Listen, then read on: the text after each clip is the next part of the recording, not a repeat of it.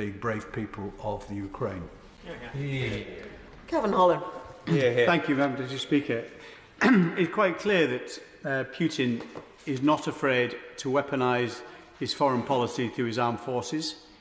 He's not afraid to weaponise his foreign policy through oil and gas supplies.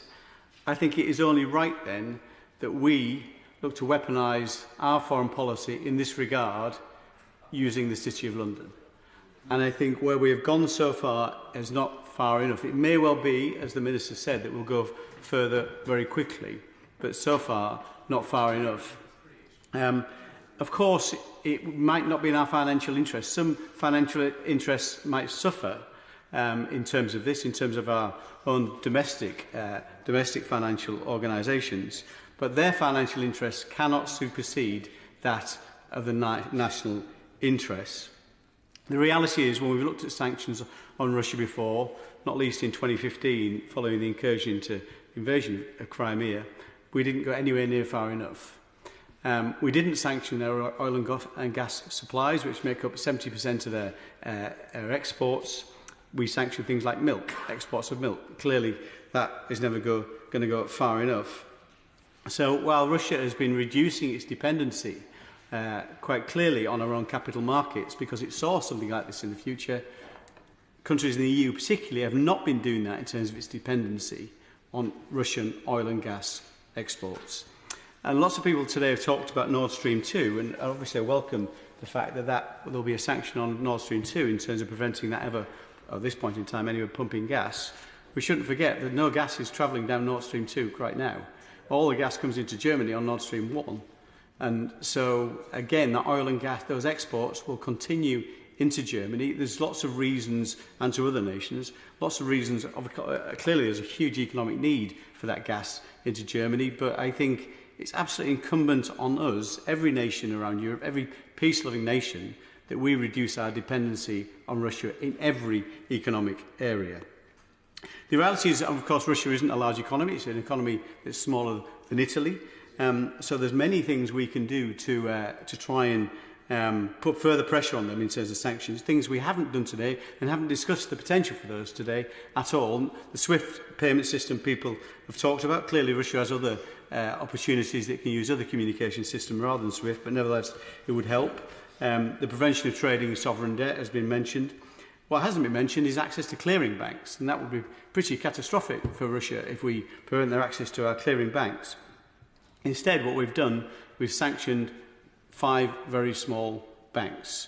And there may be good reason for that. There may be more provisions we need to put in place before we can apply further sanctions to larger banks, because clearly there is interdependency between Russian banks and banks around the rest of the world. But banks that we should be looking at is VEB, which is the Russian Development Bank, Russian Direct Investment Fund with its Sovereign Wealth Fund, and, as a few people have mentioned, their retail banks. Sberbank has roughly 36% of SME lending in Russia, VTB 20% of consumer loans. Clearly, we've got to do this carefully, and it may well be that we're actually in concert with other parties, not least the US and the EU and others, because if we simply put sanctions today, potentially it could mean that Russian banks avoid having to settle debts to UK banks and banks in different parts of the world. But I think what's important right now is that we don't want to do anything that would cause systemic risk in terms of UK financial markets.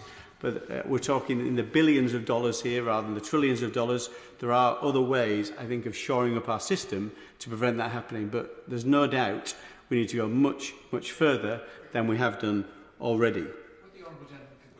Happy to give way. Thank you, Madam Deputy Speaker. Mr. Putin may well have won. He may well have won because we've not reacted hard enough. Small banks sanctioned, but actually not real sanctions. So he'll be sitting there tonight in Moscow thinking, I've just got to sit this one out, and the gains we've got, I will be able to play up extremely well to the Russian people. We are really in dangerous ground by our weakness. And that's certainly how that's how it looks to me too at this point in time. So it's very important that we move very quickly now to take these further measures that have been discussed today on the floor of the House. Of course, there's a wider context around this. Many people in this House on either side of the chamber have been calling for an economic crime bill and things like the failure to prevent economic crime, which is vital to making sure things like sanctions are not subverted by our banks follow the rules, basically. That applies lots of pressure on banks to make sure the sanctions are properly imposed.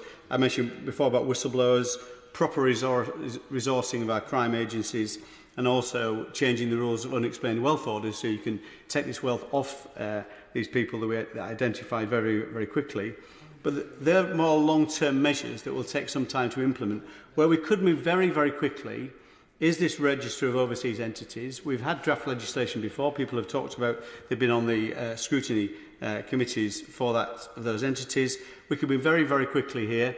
£1.5 billion of money, property owned by Russians connected to crime and connected to corruption, owned in the UK, as has been mentioned before. 50% of that is actually registered in overseas territories and Crown dependencies. Their public register aren't supposed to go live until 2023. Companies House, again, the reform there, which then would be a check and balance, move from being a register to a regulator, so properly make sure that we can make sure the identities of directors and shareholders are properly established. All this could be done very, very quickly and should be done very, very quickly. This would have a meaningful effect on those people connected to the Russian state. We need to act very quickly. We need action this day. Stuart Hosey. Well, Deputy Speaker, I'm going to do something slightly unusual. I'm going to speak about the